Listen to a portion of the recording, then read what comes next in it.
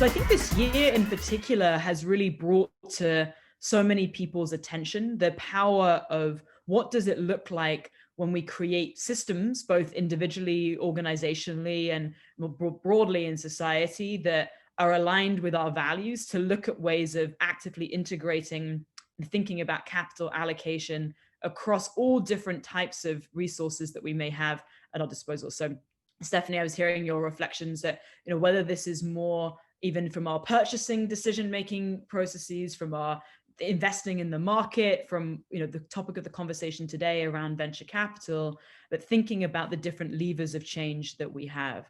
And what's powerful and what we've seen really over the last 5 to 10 years is an increase in the field of social responsible investing. And we see, particularly with the intergenerational wealth transfer that's taking place, more and more of an interest from the next generation in having abilities to invest into financial vehicles that are not just focused on maximizing financial returns, but have actively integrated into them social, environmental governance standards that can be used as a mechanism for measuring over time what is the impact of companies across a broad range of different sectors and geographies. So a part of my background is working with a group called the Calvert Funds, which is one of the pioneers in the field of social responsible investing. They're a socially responsible mutual fund, a $15 billion fund based out of DC. And work spanned across the public equity investments of this fund, and also the private equity investments, where we would invest into sectors like education, technology, financial inclusion, sustainable agriculture. And then furthermore, since then, like, one of the observations that we had at that time was seeing how disconnected so many of the funders and companies that we were working with were from the communities in which they were looking at investing in, and particularly the lack of focus around structural racism as part of the investment decision-making processes. And so over the last 5 years, have done a lot of work in building bridges between investors and entrepreneurs to really look at what are the ways in which biases play out within investment decision-making processes, and what is the power of having more proximity in the process of making those decisions. And this was particularly based on doing some work in building a coalition of foundations that were divesting from fossil fuels and investing in new economy solutions. And it was powerful to see this movement of institutions that were going through this process of aligning their capital with their values, but without actually taking into consideration the impact in communities that have been historically underinvested in. The power of the solutions that were to be designed was limited as a result. And then over the last 6 months, I've had the pleasure of working with an incredible organization called the OnePlanet Group, and led by Payam Zamani. And they have been making early stage investments off of the balance sheet of their company now for a number of years. And many of those investments have been very successful investments. But a big part of the sort of requirement in making these investments is actually all of the companies they invest into have to sign a betterment of the world agreement. So there is embedded from the beginning of that engagement, not just as is typical within venture capitalists, where there is an alignment around generating financial returns, but not necessarily tapping into often what is motivating many of the companies to operate, which is a consideration of the long-term impact that their decisions will have on the broader community and in the world. And so being able to actively engage with companies, one of the companies that we've invested in through OnePlanet VC is called Valancy, and they deliver medical devices through drones. So being able to access remote areas through this company is an incredible resource that this company is providing to the world, but is also generating very strong financial returns. Another company is called Lifted. They're in the education technology space, and particularly focused on children with learning difficulties. And so being able to, again, have embedded within the decision-making process of those companies a thoughtfulness about who is engaged in those processes internally within the culture. So at OnePlanet group invested a lot of time in developing a kind of cultural manual to be thinking about some of these questions around culture integration. So having that as a resource and a support to companies as they're building out and thinking about some of these dimensions. There's also a requirement that we have that at least 60% of the portfolio is into women and people of color run businesses. So when we think about more broadly within investing, of the $69 trillion that are invested annually, less than 2% is invested into women and people of color run companies and funds. So the ability to be 2%? Intentional about, Jenna, do you say less 2%? than 2%? Yeah. Wow. Yeah, less than 2%. Yeah. So we see this huge dearth within the investment landscape. And so the ability of being intentional about unlocking capital, into women and people of color run businesses is something that we have really emphasized as part of the decision-making processes at OnePlanet VC. And so the goal really is to both literally through the investments that we make, to provide a kind of paradigm of what's possible, and for other institutions and organizations, and we're part of a broader field of more and more institutions that are going in this direction, but to show that there is another way of doing things, and that actually it's not just from because we care about the world that these things are important, but actually that it can be helpful for generating strong, revenue producing models over time. And we've been really intentional within the work at OnePlanet VC of looking at the integration of Baha'i values into the decision-making processes. So there's a letter that we draw upon that many of you may know, that the Universal House of Justice published in the March 1st letter of 2017, where it talks a lot about economic systems. But there's one line from it that I would love to read that is very much an animating influence for much of the decisions that we make at OnePlanet VC. And it says, the moral duty to lead a coherent life demands that one's economic decisions be in accordance with lofty ideals, that the purity of one's aims be matched by the purity of one's actions to fulfill those aims. So we consider a lot, and we engage with the companies a lot around this concept that's also alluded to in that letter, about the idea that everything leaves a trace. So often companies will say, well, I don't really know what the consequences of these decisions are going to be made. I'm just making, the best decision I can. But actually integrating into the decision-making process a consideration of the potential, unintended outcomes, having very real conversations about that early on for organizations is something that we really prioritize. We have workshops that we engage with the companies post the investments, and an ability to connect between the companies and their investors and over time.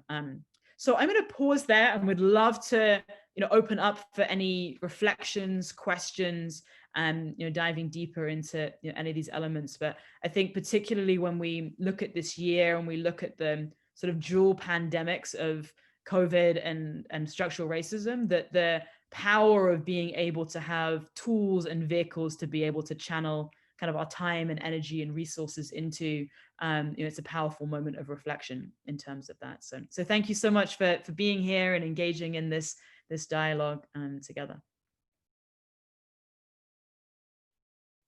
I think you're now on mute, Daniel. We have people on Facebook as well as here connected, and Nancy Aburi from the Facebook Live asks, what has been done right now to encourage women, and especially women of color, to become founders? Often one of the barriers is this lack of access to startup capital, yet most investment requires that the company has existed for some time. So there's a conundrum here between, I need money at the beginning, you need experience, otherwise I do not give you money. And specifically, Nancy asks to encourage women, especially women of color. What kind of, you mentioned something in your own initiatives, but that's a very important topic that your experience there will be very interesting to hear. Yes, thank you for the question. It's a really important one. I say particularly how we've been approaching this through different entities, but through the OnePlanet VC hat. So we invest very early on in the development of companies. So we invest both at seed stage and Series A. So seed is, well, we'll be making typically $100,000 to $200,000 investments.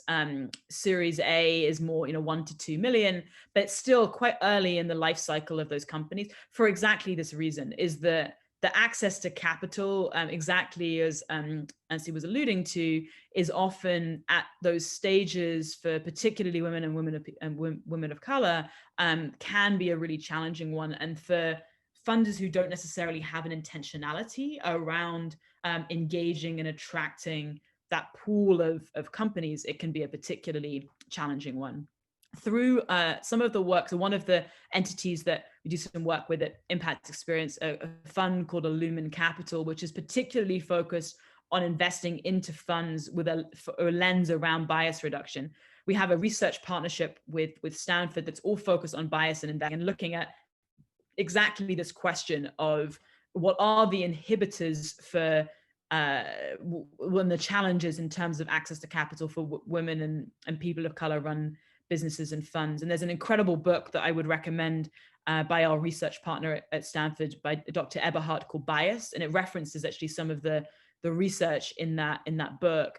But one of the pieces that we found is that the role that bias plays in the diligence processes. So there's actually a Swedish study that came out where they looked at the questions that are asked to women during due diligence for investments and the questions that are asked to men.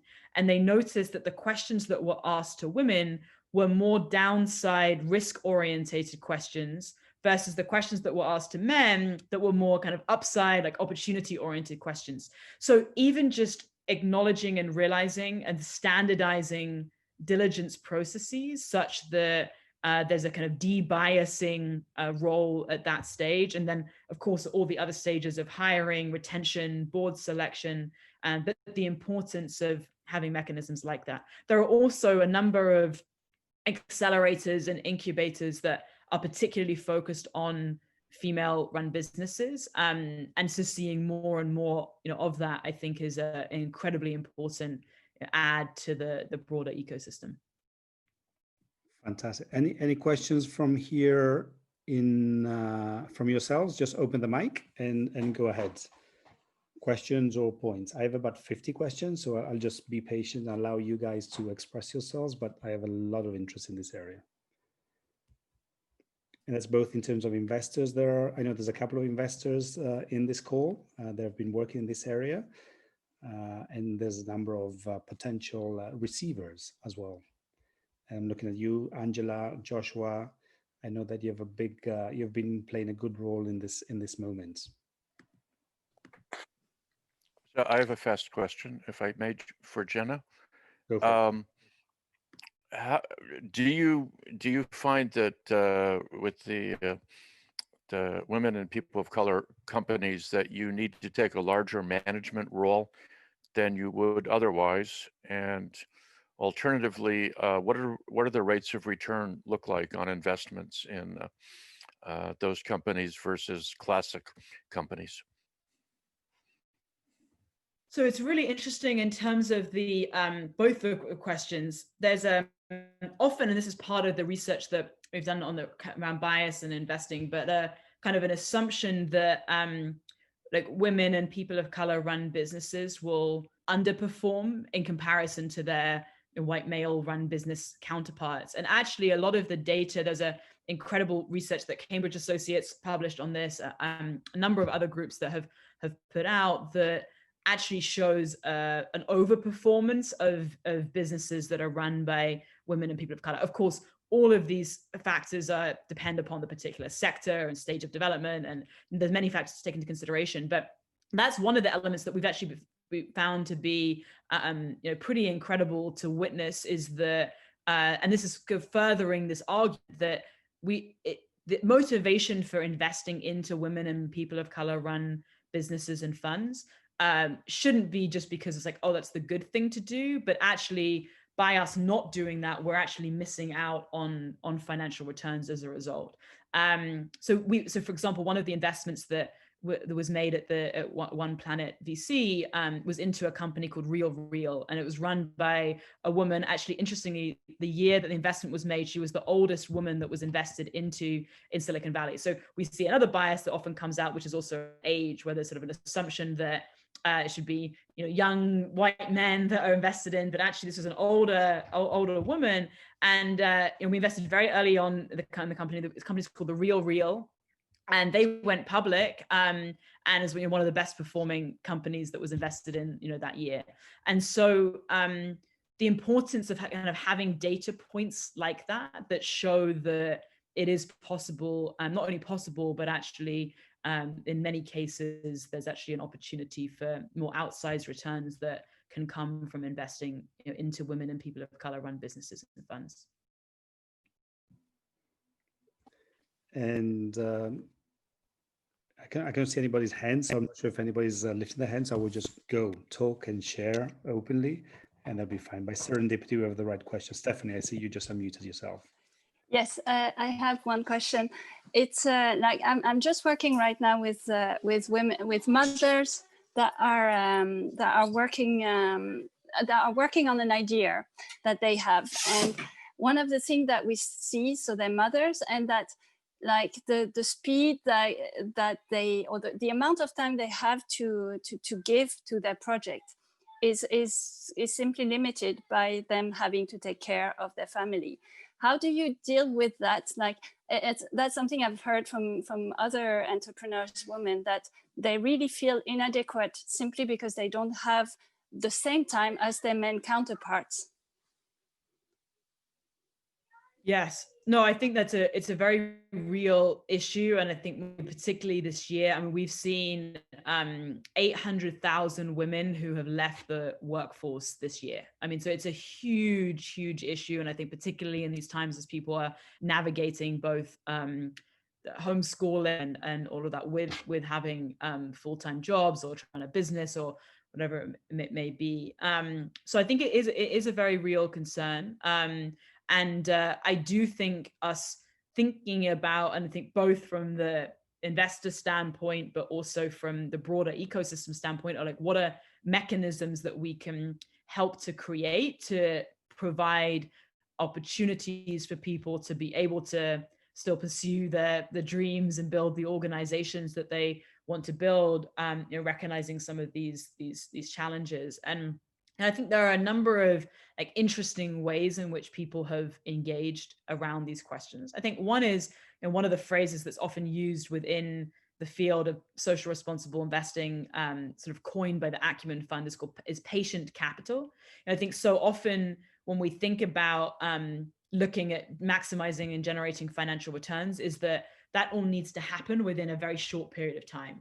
And so much of actually the way that the venture capital ecosystem is set up has been to maximize financial returns within a very, you know, limited period of time. There's sort of very high expectations in terms of what needs to be achieved within, you know, certain milestones. And I think there's a real power, both for the reasons that Stephanie brought up, but for other reasons too, of being able to create more patience with how we view when those milestones can and needs to be fit, and that by having a more collaborative and consultative engagement between investors and entrepreneurs, that shifts those dynamics. So it's something that we emphasize a lot at OnePlanet VC, is that, but being entrepreneurs, you know, ourselves, is like we're walking alongside the businesses in the production and growth of their companies. So it's not oh, we're expecting them to produce all these reports and like, why didn't you do that? But rather, how can we actually support on an ongoing basis in that growth and development? And actually within the OnePlanet Group ecosystem, there are a number of entities that support around marketing and distribution and lead generation and SEO optimization. So being able to actually engage with the companies beyond just the financial commitments that are being made to some of these other factors, and that's relevant for whether it's a man or a woman or whatever the race or gender of the company is, but the ability to walk alongside people in the growth of the businesses becomes a really important factor. I'll jump in with my question, and then if you have something that you want to ask, just, or Angela, do you want to make a point? Yeah. Yes, I'm Angela from Munich, and I run an impact investing fund that's for the German-speaking countries. We also thought hard about this whole topic of female founders. So maybe just to share an experience, because somebody just said, how do we make it possible to, for female founders to, do all the work-life balance things? I just invested into a team of 3 female founders, and this is the 3rd time we've done this. It seems the impact businesses are more drawn to female founders, first of all, so that's good in itself. But I think we need flexible working models. As for example, one female founder was going to parental leave, and so we found someone who skipped in for 1 year, or 2 founders are sharing one job, or 2 founders are doing each 80% of the time. And it works, because maybe they're gone for 3 hours in the afternoon, but then they come back in the evening. So I think we just have to be very, flexible, and the normal model, maybe it's not working, but a lot of other things are working. And so I myself have had very good experiences in working with female founders, also obviously with male founders, just to share that there's ways around those constraints. Definitely. No, I would very much echo that. And I do think, I think part of what has been so powerful in building what Angela was sharing is seeing more and more entities where it's also like women-run funds that are investing into women-run businesses, and the power of, and that's partly what I mentioned Lumen Capital earlier, partly the idea of being able to influence change at the sort of investor level, because the power of both, women investing into women, but also equipping and supporting male-run funds to realize both what we've been talking about today in terms of the financial returns that can be generated through investing in female-run businesses, but the power of that sort of support process in the growth of those businesses as being a really important aspect to it, and the mentorship component in addition to the kind of financial capital piece. So it's a great example, and appreciate you sharing that. So do use the chat if you want to outline a question, then I'll spot it. I had a broader question in terms of you've worked with both family business or family investors or individuals investing, and also with big investment funds. So you got these new ideas of the big investors, the BlackRocks that want to go into the impact side. And then you have the family business, the family investors, the family funds that are investing in that way. Who do you think has been moving faster in the last few months or 6 months or 1 year? Words, we've seen beautiful words and statements. Are you sensing that family investors and family offices are moving faster into this impact area?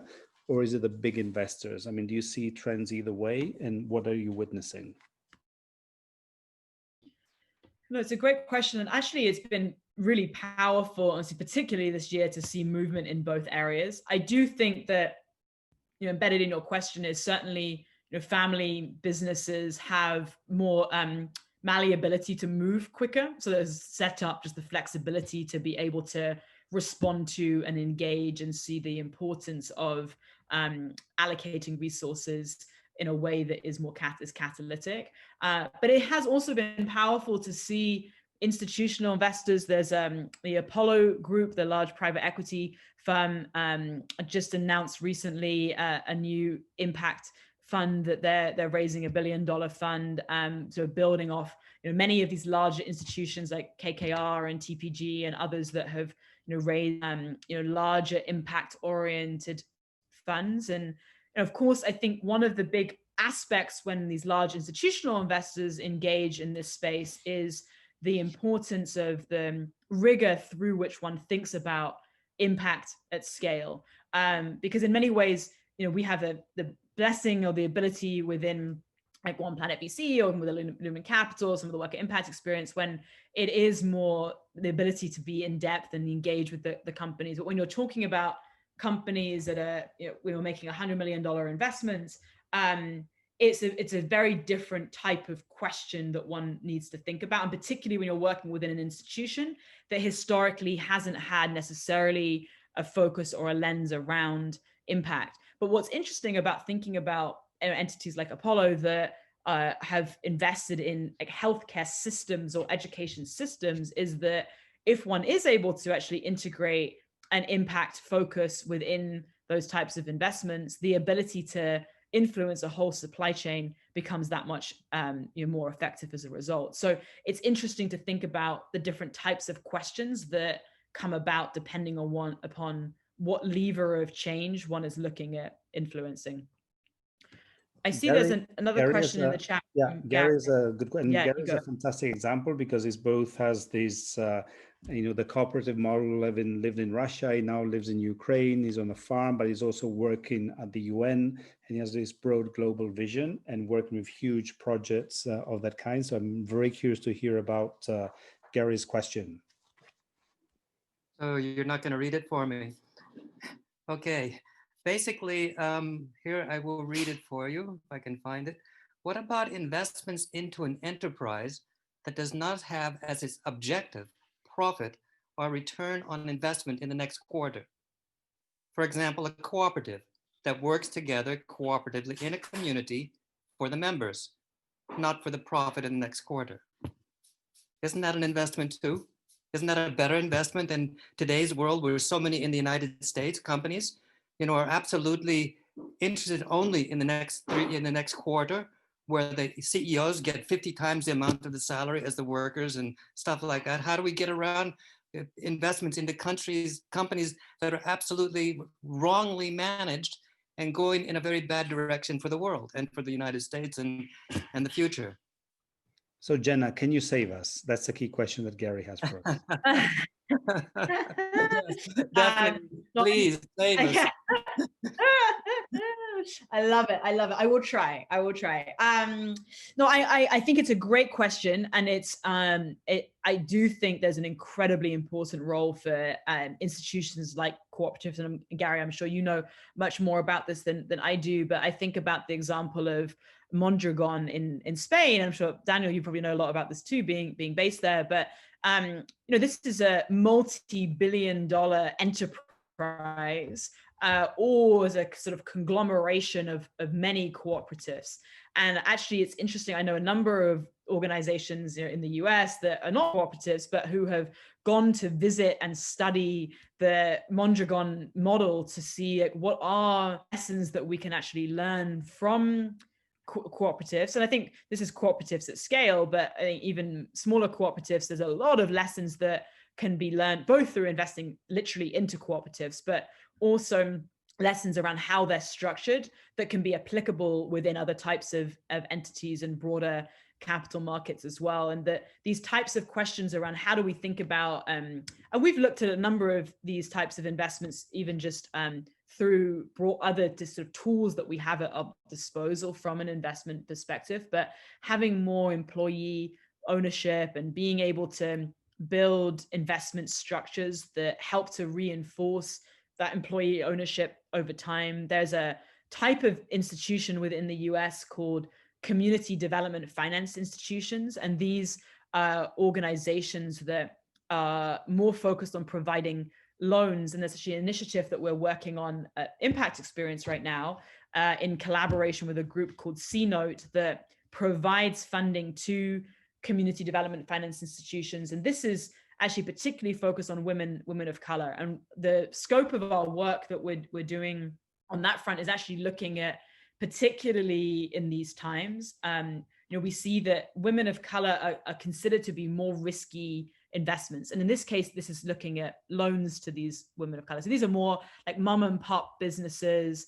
And it's been really challenging for a lot of these women of color run businesses to raise funds because they're just considered to be more risky. So this need to have different types of capital and the role of philanthropic capital and helping to build an ecosystem, some of these businesses. So whilst the lever of change that we're looking at through OnePlanet VC is, how do we shift the venture capital model? The recognition is that this is part of a whole broader ecosystem of different types of institutions and different types of funding mechanisms that will need to be, galvanized and jiggered as part of the kind of build out of the new world order as such. And before we have Wade address his question on Facebook, Matt Rich asks, how do we take this to the street, to the local level? And I think your experience at Impact Experience is probably spot on in exactly saying, you know, oh, very nice this broad, but, you know, on the street, in the local, in the community, how do we take this new source of finance over there? Sharing your experience would be great for Matt's question. Yeah, happy to share. And you know, I think there's a number of pieces. One is thinking about literally just as consumers, the power we have and where do we make our purchasing decisions. So there was a whole initiative that has come out this year in the US that's called My Black Receipt. And the idea is that to actively encourage people to buy from locally owned, like Black run businesses. And this is obviously applicable in different ways in different circumstances, but more broadly around buying local, buying from cooperatives.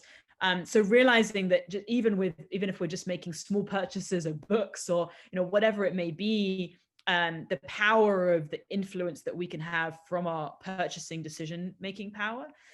Similarly within, so again in the US, but 401k plans, but, you know, our pension fund plans, there are increasingly socially responsible vehicles that are available for our pension plans, and being able to ask that question and the influence that we have through asking those questions and shaping, you know, how those decisions are made. Bringing off what Daniel shared around our work at Impact Experience, you know, we will facilitate, and now in a virtual context, spaces for people to really be able to engage and ask these questions and look at what are ways of both investing, but also more broadly engaging in communities, and the power of even just listening and creating that intentional space to actually hear what is it that people are seeking in these times, and not having the assumptions that we know what is best for people, but rather having the spaciousness to be able to learn and understand, you know, what is it really that people are seeking in these times. And again, realizing the biases that might come into play with the assumption that what we may consider to be, you know, the most important and needed elements may not actually be the reality that's on the ground. So investing, you know, our time is just as important, if not more important often, than investing, you know, our capital as well. Thank you for your patience. Wade, if you would like to voice your question. Yes. First, Jenna, congratulations for taking the lead on doing such an important thing. I mean, my question is which I wrote is this: I believe women-run businesses will prove to be significantly better than male-run businesses, just as female-run countries have shown better performance dealing with COVID-19 than male-run countries. But I'm curious as to why that would be. Do women consult with each other more? Do they have a longer run view? Are they smarter genetically? Probably not, but the others, the way they interact with each other, I suspect is very different. And so I think one of the roles that I see philanthropic, that your leadership is trying to get that data, is trying to document, you know, number one, that they do have better performance. And then number two, people are going to go, well, why is that? Is that accidental? What are the underlying factors that are causing them to have better performance? And I think there we're going to get right into Baha'i principles and practices, but it needs to be documented. And then even if you hit people with that in the head, they'll still deny it. But at least you've got a lever to go. We got solid data. We can show it, and we can show why it happens. Okay, so that you males, if you get envious after a while and you want a better run company, act like this. No, I love that. It's a great question and great reflections. And I think you're definitely really onto something in terms of the power of the qualities that are often exhibited by female leaders. And I think that it's important, obviously, to distinguish and determine here that, and I know a lot of people will talk about, you know, masculine run businesses versus feminine run businesses, rather than necessarily just female versus male, because there are some, you know, male leaders, and to your point around like, oh, if we can learn about what these qualities are, then the ability for anybody to be able to inculcate some of these principles within their decision-making processes. But the idea is that so often those principles may come more naturally to women and to women leaders. And I do think that there's an element that we see a lot in a lot of organizations, that the engagement of teams and the retention of talent often be perpetuated when there are female leaders who invest that time in spending time with the employees, understanding some of the social and emotional realities that exist beyond just the work that needs to be done. So that investment into development of culture and culture building can come more naturally for women to invest in. Again, not to say at all that there are obviously many male-run businesses where there is a strong investment, in those areas, but that some of those qualities that are considered to be more of an investment into even the creativity and the softer skills. And I noticed that was posted in the chat, this sort of culture, soft control, and systems thinking. I know that I know that piece. Well, that's an event that's happening, but I know that there's a lot that. I was like, that looks like a title of a piece that could be interesting to read.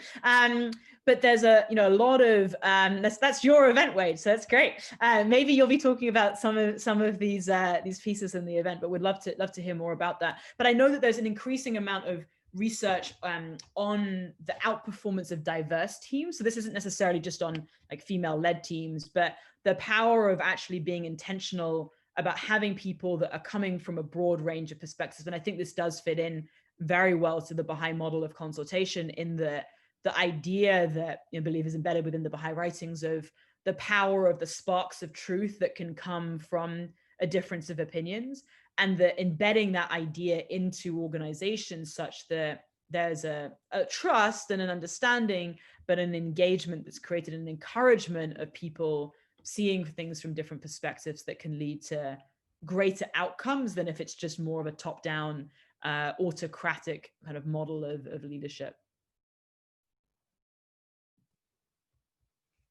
Fantastic. I was gonna, without him knowing, I was gonna bring in Varga.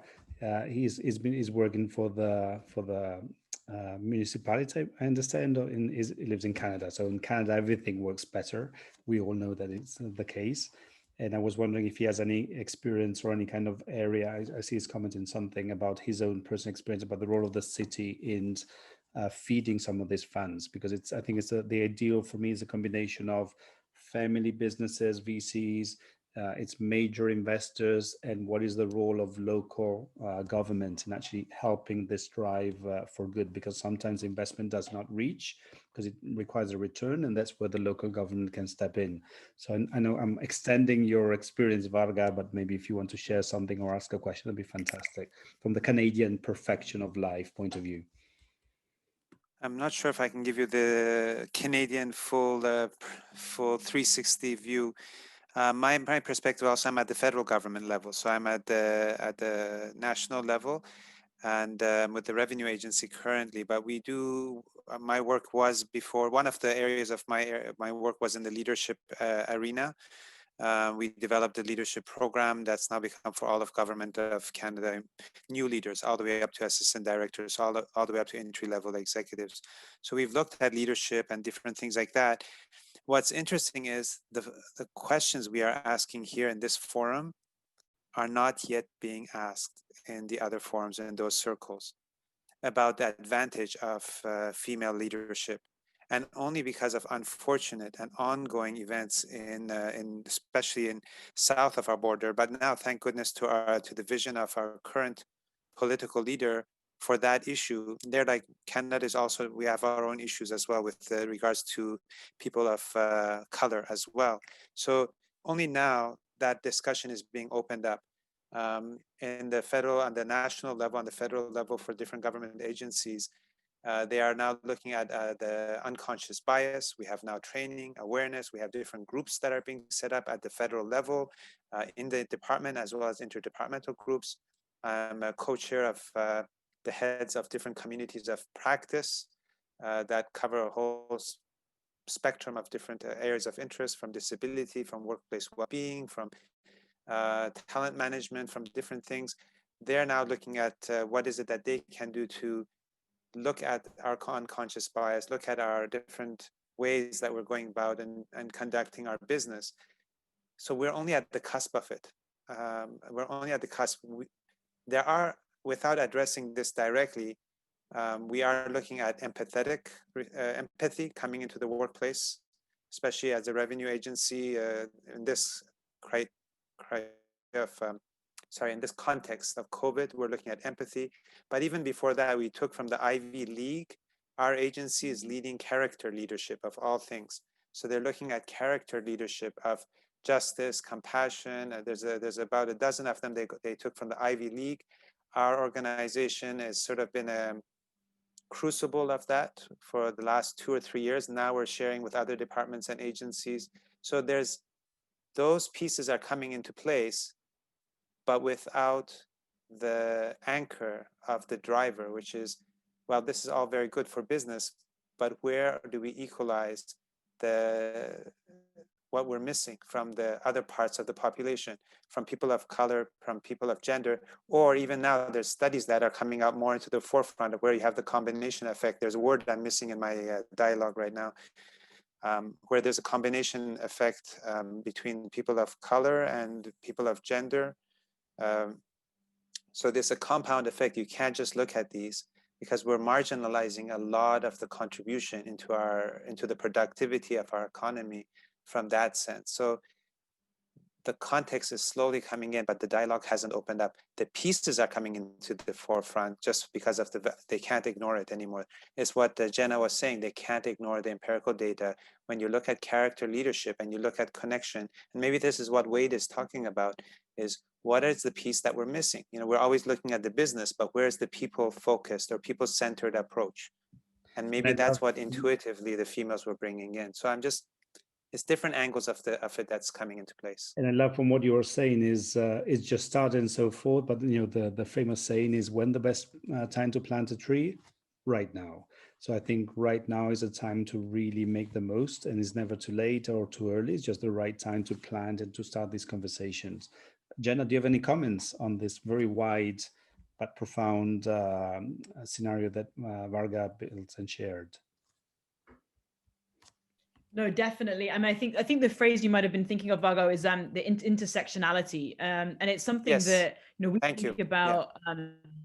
We think about a lot. Is and I think particularly right now we're seeing this in terms of like the impact that COVID has had on so many areas, that there's a disproportionate impact on communities where there's been intersectional areas of trauma, really, right? And there's actually an incredible book that some of you may know by Professor Joy DeGruy called The Post-Traumatic Slave Syndrome, and in this case it's particularly looking at it's looking at people of color, but women of color, and just the inheritance of trauma. And when we look at the idea of the intergenerational in this case, the intergenerational trauma that's taken place, but the idea that we can, and I love the phrase that what you said, Daniel, in terms of the idea of planting a tree now, but is that we have this possibility sort of in this moment and through the organizations that we're part of and through the society that we're living in right now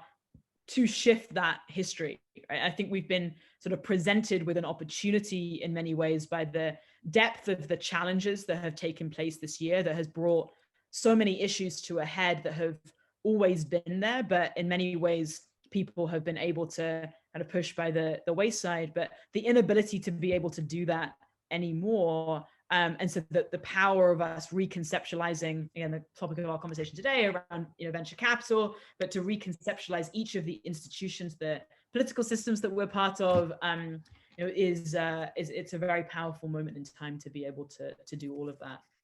And there's one other thing. I'll just, and not meaning to take up too much time, but one other thing I want to just put out there is this is what's happening from outside in for the female leader.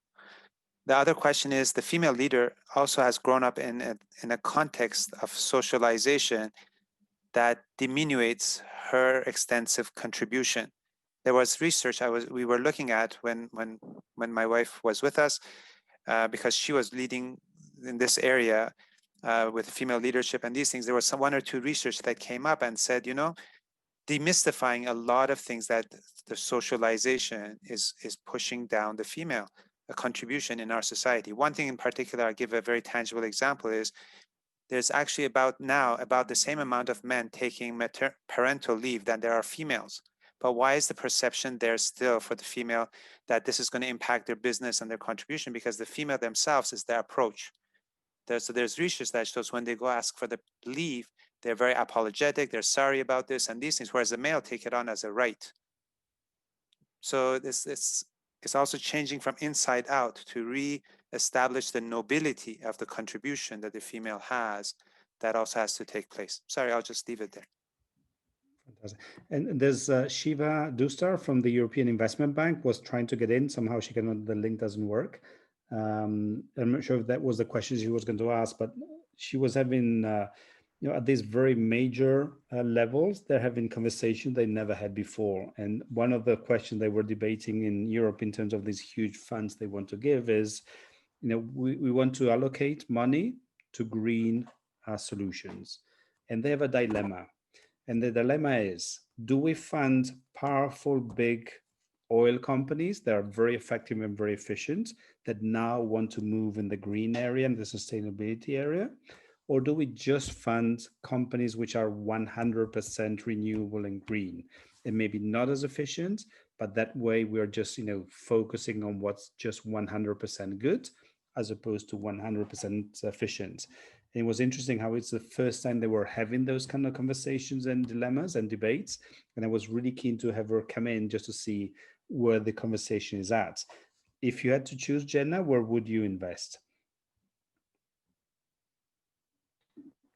No, I love that question. And one piece. European Investment Bank, we're just giving you trillions of euros because that's the kind of amounts they talk about. Where would you like to invest the money now? No, I love that. I love that question, and I have some thoughts. I do want to just add on one last piece to what Varga was sharing around the sort of negotiating around like leave. I think the other piece is also negotiating around salary. So there's actually some amazing like research and work that's been done around just how much more often like men will negotiate their salaries than women will. And so when we look at the pay differentials that exist within organizations, that this sort of push and pull factors of it being a mixture of both organizations needing to set up policies that do just create more pay equity, and that if people are doing the same job, the ability to be paid the same amount. But there's also this power of like, how do we support and equip, you know, women to I have a friend who runs a business that literally they do role-playing conversations with women before they go to negotiate their salaries, and so being able to support in those types of conversations and in those types of parts of the growth of businesses or of one's job. So, but in terms of the sort of this great question in terms of, and I think it's very relevant in the context of large European investors, I think around the world, I think people are working through these questions of, given the resources that we have, like where are the best places for us to be allocating those resources. So I have a bias, so as I mentioned earlier, which is a big part of my work was building a coalition of 170 foundations representing about $10 billion in assets that were divesting from fossil fuels and investing in new economy solutions. And we had taglines of this work that was like, by owning fossil fuels, you were owning climate change. And in terms of the timing, that we're then the first generation to understand the depth of the problem, and the last generation to be able to do anything about it. And it's drilled into me this idea that we need to be investing into companies that are invested in the future, rather than like, oh, we're going to allocate a slight percentage of our broader assets. We're going to continue to ultimately be fossil fuel companies, but some for marketing purposes, some because I think they do get it. Okay, this is not a slash on. I think there are some oil and gas companies that are seeing the future and are leading in that, are wanting to go in that direction. But I think that so many of them are not set up in a way where there is a genuine interest and desire to go in that direction. So I think it's much more challenging to to do it from within like natural gas and oil and coal companies than it is to invest into companies that are set up with the sole intention of driving these new economy solutions further. And what's powerful to see, and I think we've seen a huge increase in this even in the last 5 years, are that there are incredible and investable solutions that are being designed. And so being able to double down on those investments is certainly where my bias is. It's not to say there isn't a role to play for oil and gas companies, but if I was in control, it would be going into the future. We would love to put you in control. So we have 5 more minutes with Jenna. And so would anybody like to, and I see beautiful images from India as well. I'm not sure if Amani, you're calling from India or it's just a beautiful lotus temple photo that we have there, but very keen to hear your own points. And Farzam was very happy to be with us. He had a great experience in China. He's now in Dubai. So he's moving with the money as well. So it's great to see. How is money moving in Dubai at the moment? How is finance moving? Are you seeing interesting ideas and notions there? The first thing is that Dubai is quite active. It's the first country to open up.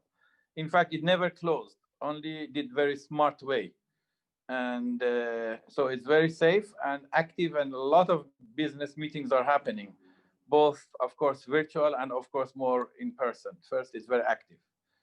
2, yes, they even have an open and people participate in physical of highest quality investment royal families conference, like wealth management and investment conference. Just now, it's happening now. Ourselves, we are involved with one, I'm a chairman of Belgium Renewable Energy Group. We are in alternative energy. So we have solar, wind, and also waste to energy. So that's responsible energy. I was, and I am in oil and gas, but we are balancing it.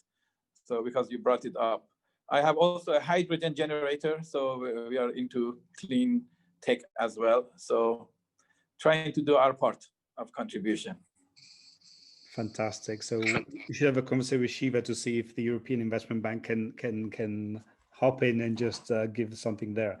Varga, as a question about the elevator pitch, what when you say elevator pitch, there's a number of things that come to mind. Are you mentioning as people that are seeking for funding as companies that want to make a OnePlanet venture capital elevator pitch, or what do you have in mind?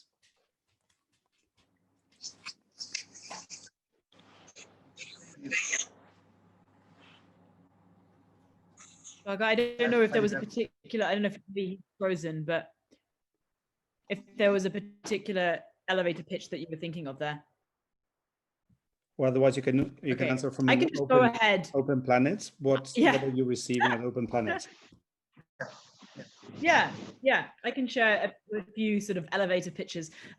So on the OnePlanet VC side of things, I think there's sort of in 2 directions. So there's both companies that we are actively investing into. And so in that case, we'll invest in a pretty broad range of sectors. I would say there's a few areas that we have kind of doubled down in and have more expertise in, and that's media, the future of mobility, marketplaces, and education technology. But we will also look at investments outside of those 4 areas. And as I mentioned, the sort of typically the seed and Series A investments. So in the seed case, between $100,000 and $200,000 of investments, and in the Series A, $1 to $2 million. We are also raising a fund at OnePlanet VC to be able to increase the amount of investments that we're able to make.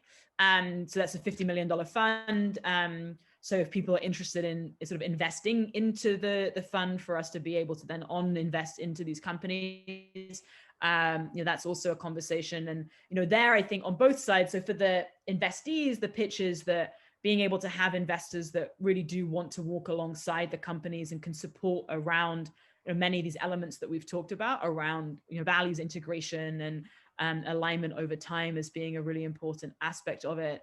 And then for investors, the ability to be able to have a sort of frontline access and engagement with some of the leading companies in the world, and to be able to have the sort of support ecosystem of the fund structure of OnePlanet VC to do that. I think more broadly, in terms of the elevator pitch for this work, is the preciousness of time and the fact that we are coming to a point where we are seeing literally the crumbling of an old world order and the forces of disintegration that exist within the world. And so our ability to use and people use the 3 T's of our time, our talent, and our treasures to be intentional about building this new world order and contributing towards the forces of integration, that being able to, whether it is through OnePlanet VC or Impact Experience or Lumen Capital, or numerous organizations that exist, whatever ends up being the outlet that people are inspired to, galvanize and generate resources towards, the importance of being able to engage around that.